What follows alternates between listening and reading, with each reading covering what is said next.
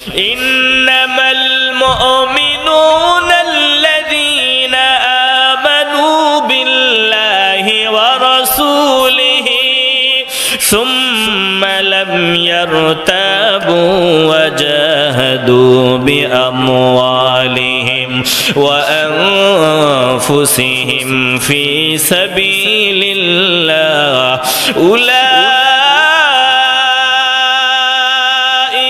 هم الصادقون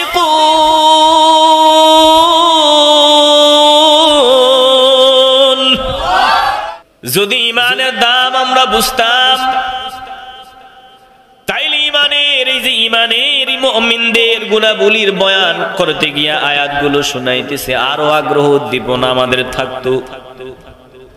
একটু হৃদয় দিয়ে উপলব্ধি করে নেন, আমি ছোট মানুষ, আমাকে সম্মান করার দরকার নাই, আল্লাহর কালাম শুনাইতেছি।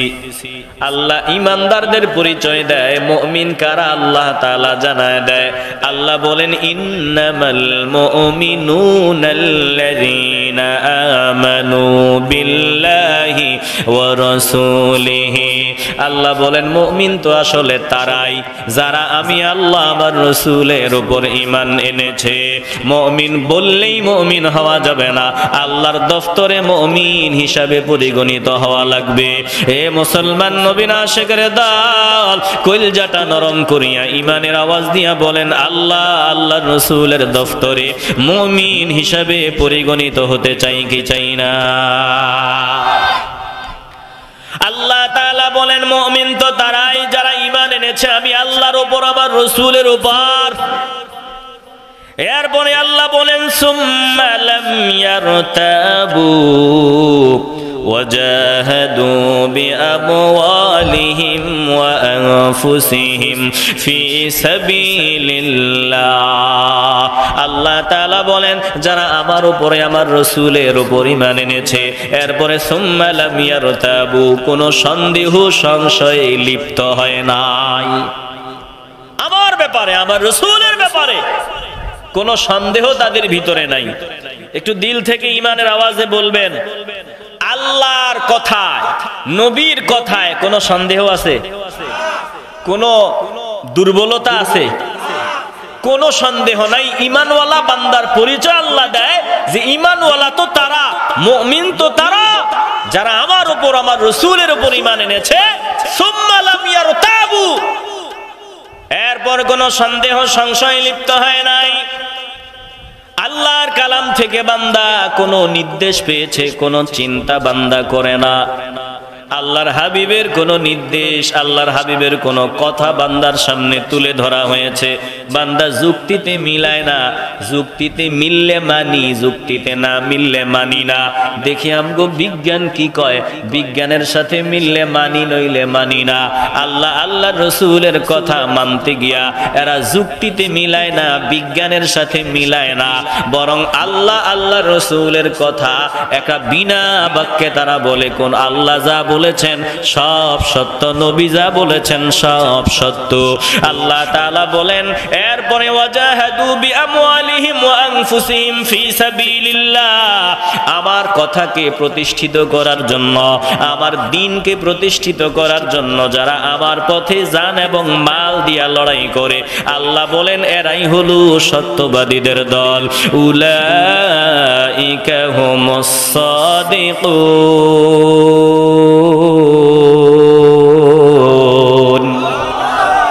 এরাই হলো সত্যবাদী যারা আমার কথা, আমার রাসূলের কথায় কোনো সন্দেহ করে না। একজন বান্দা টুপি মাথায় দিল, লম্বা দাড়ি রাখলো, রমাদানে রোজা রাখলো, দান সদকাও করলো, মাহফিলও সাজাইলো, হাজার হাজার মানুষও খাওয়াইলো, সব ঠিক আছে। বান্দা ফজর, জোহর, আসর, মাগরিব, এশা পড়ে না। বলুন তো এই বান্দা জান্নাতি না জাহান্নামী? কারণ নামাজ ছাড়া জান্নাতি হওয়া যায়? আসতে বলবেন না, জোরে বলেন। একটা আছে নামাজের সুযোগ না পাওয়া, হ্যাঁ, নামাজ ছাড়াও জান্নাতে যাওয়ার সুযোগ আছে। যেমন একজন নবমুসলিম এইমাত্র ঈমান গ্রহণ করেছে, 5 মিনিট পরে ফজরের ওয়াক্ত হওয়ার আগেই সে মারা গেছে, জীবনে এক ওয়াক্ত নামাজও পড়ার সুযোগ পায় নাই। এবার বলুন, এ বান্দা জান্নাতি না জাহান্নামী? কিসের বলে? আসতে বলবেন না, কিসের বলে? ঈমান। ঈমান বলে, ঈমান হলো মূল ফাউন্ডেশন। ঈমানওয়ালা বান্দা জীবনে এক ওয়াক্ত নামাজও পড়ে নাই, জান্নাতি। নামাজ পড়ে নাই মানে সুযোগ পায় নাই। যেমন সাহাবায়ে কেরামদের মধ্য থেকেও এমন ছিল যে ঈমান আনছে, জিহাদের ময়দানে গেছে, শহীদ হয়েছে, এক ওয়াক্ত নামাজের সুযোগও পায় নাই, জান্নাতি, জান্নাতের উচ্চ মাকাম পেয়ে গেছে। কিন্তু সাহাবারা সুযোগ পাইয়া নামাজ পড়ে নাই, এমন কোন ঘটনা আছে? আসতে বলবেন না, আছে? তাহলে সব ভালো কাজ আছে, নামাজ নাই। দিল থেকে বলেন অবহেলা করে নামাজ পড়ে না, দিল থেকে বলেন এ বান্দা জান্নাতি না জাহান্নামী? এজন্য হৃদয় দিয়ে উপলব্ধি করে নেন। আল্লাহ তাআলা বলেন, قد أفلح المؤمنون الذين هم في صلاتهم خاشعون والذين هم عن اللغو معرضون والذين هم للزكاة فاعلون।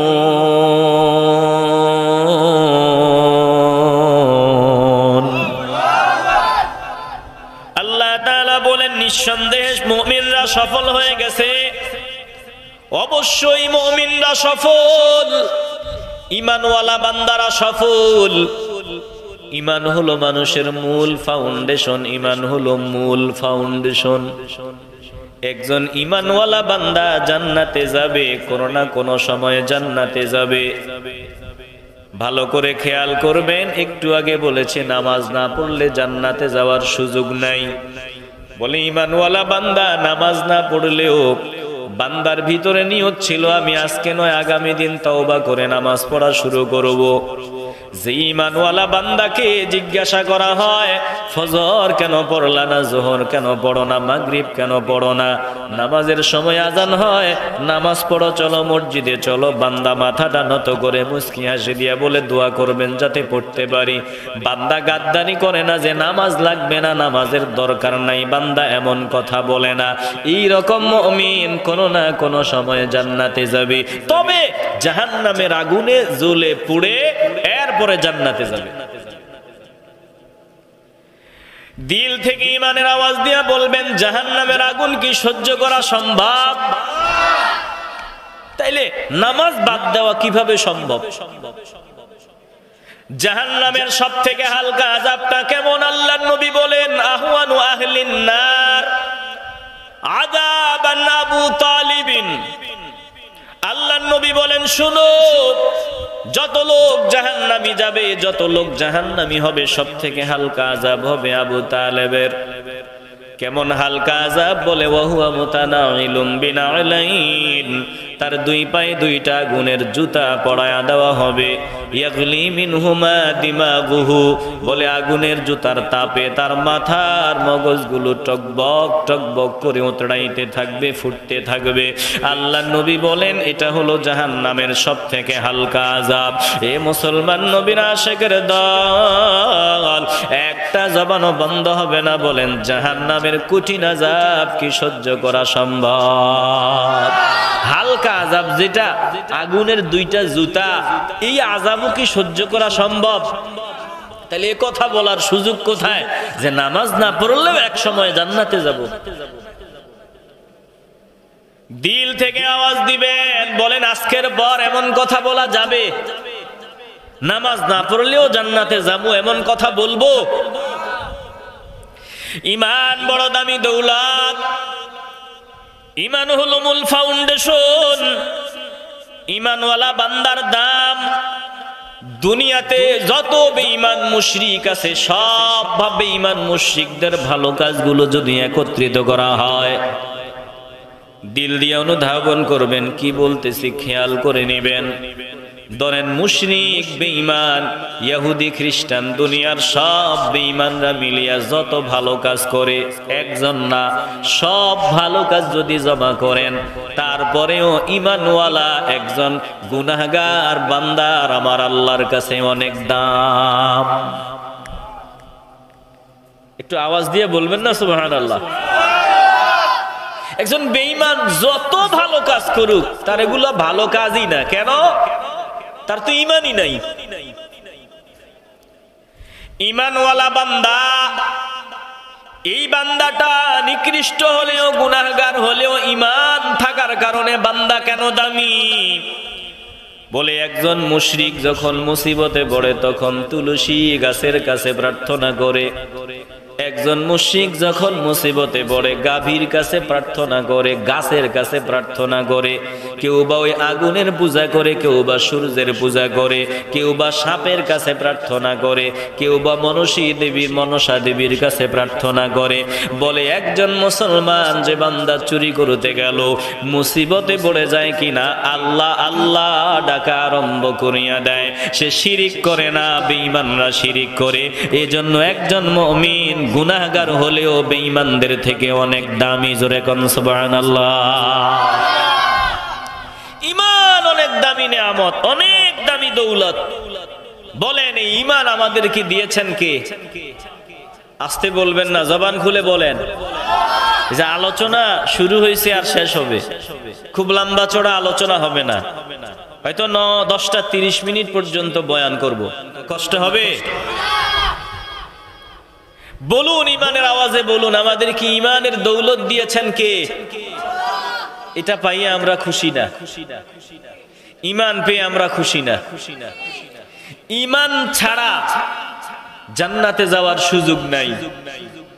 ঈমানওয়ালা বান্দাকে আমার আল্লাহ ভালোবাসেন, ঈমানওয়ালা বান্দাকে আমার নবী মহব্বত করেন। আল্লাহ তাআলা বলেন মুমিন কারা? মুমিনদের পরিচয় নিয়ে নেন। মুমিনদের পরিচয় নেন সূরা হুজুরাতের 15 নম্বর আয়াতে আল্লাহ তাআলা বলেন মুমিন হতে না পারলে জিন্দেগীর কোনো দাম নাই। মুমিনদের গুণাবলীর কিছু অংশ শোনায়া বিদায় নিব। বলে মুমিন কারা? মুমিনদের পরিচয় নেন সূরা হুজুরাতের 15 নম্বর আয়াতে আল্লাহ তাআলা বলেন ইন্নামাল মুমিনুনা আল্লাযীনা আমানু বিল্লাহি ওয়া রাসূলিহি ثم لم يرتابوا وجاهدوا بأموالهم وأنفسهم في سبيل الله أولئك هم الصادقون।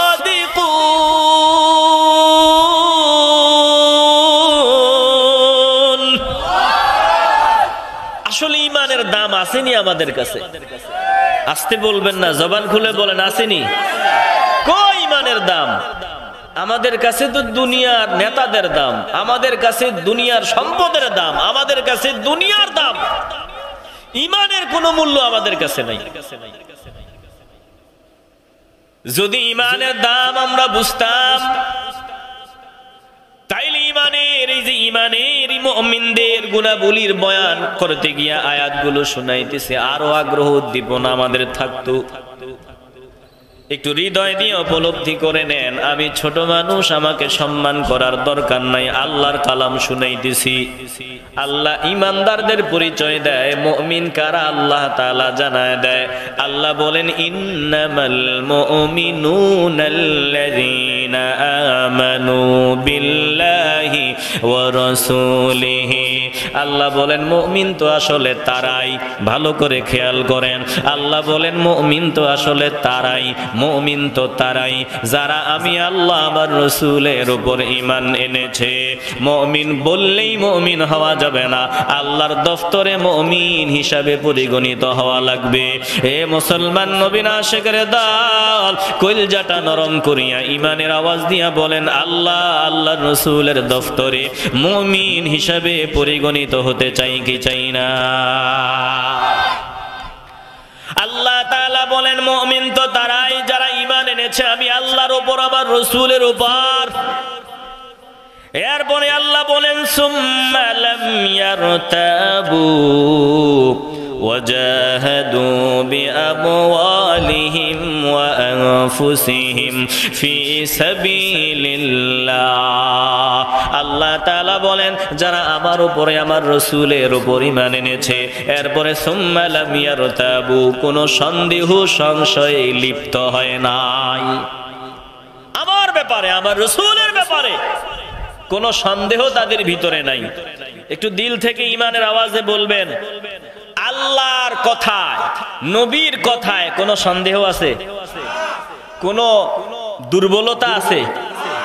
কোনো সন্দেহ নাই। ঈমানওয়ালা বান্দার পরিচয় আল্লাহ দেয় যে ঈমানওয়ালা তো তারা, মুমিন তো তারা যারা আমার উপর আমার রাসূলের উপর ঈমান এনেছে সুম্মা লাম ইয়ারতাবু, এরপর কোনো সন্দেহ সংশয় লিপ্ত হয় নাই। আল্লাহর কালাম থেকে বান্দা কোনো নির্দেশ পেয়েছে, কোনো চিন্তা বান্দা করে না।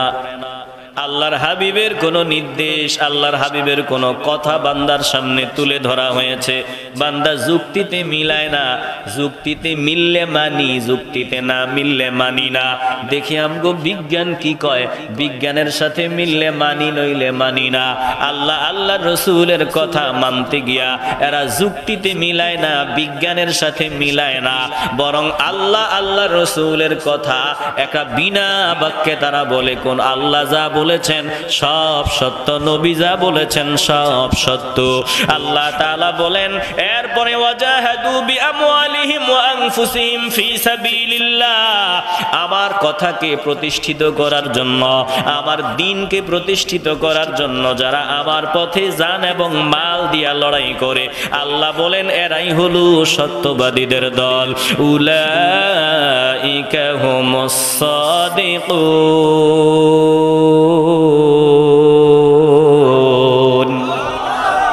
এরাই হলো সত্যবাদী যারা আমার কথা আমার রাসূলের কথায় কোনো সন্দেহ করে না, আর আমার কথাকে আমার দোস্তের কথাকে প্রতিষ্ঠিত করার জন্য জান আর মাল দিয়ে লড়াই করে। আল্লাহ বলেন এরাই সত্যবাদী।